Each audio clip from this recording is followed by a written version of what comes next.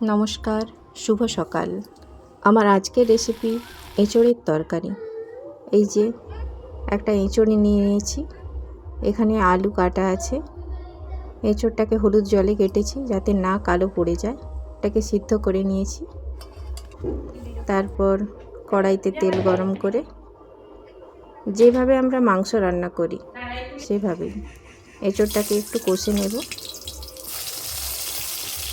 দেখুন কষা হয়ে গেছে। এরপর কড়াইতে পাঁচ ফোড়ন, জিরে, শুকনো লঙ্কা দিয়ে রসুন দিয়ে দিলাম, দিয়ে একটু নাড়ব। রসুনটা একটু লাল লাল হয়ে এলেই পেঁয়াজ কুচি, আদা কুচি, এই যে আদাটা দিয়ে দিলাম। আদাটা দিয়ে একটু নাড়ব। তারপর পেঁয়াজটা কুচি দিয়ে দিচ্ছি।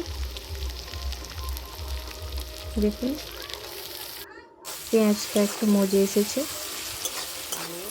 এবার এতে লঙ্কা দিয়ে দিচ্ছি, হলুদ দিয়ে দিলাম। এগুলো আপনারা পরিমাণ মতোই দেবেন।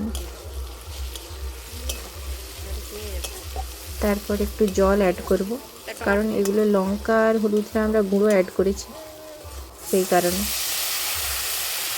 জল দিয়ে একটু কষে নিচ্ছি। তারপর টমেটো কুচি দিয়ে দিচ্ছি।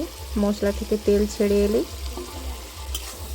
এঁচোড় যে কষা আছে সেটা দিয়ে দেব।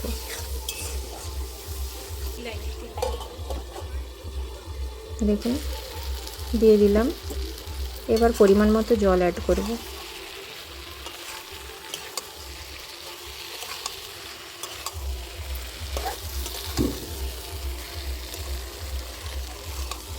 এই যে জল দিয়ে দেখুন হয়ে গেছে এঁচোড়ের তরকারি। এটা গরম ভাত আর স্যালাড দিয়ে সার্ভ করলাম।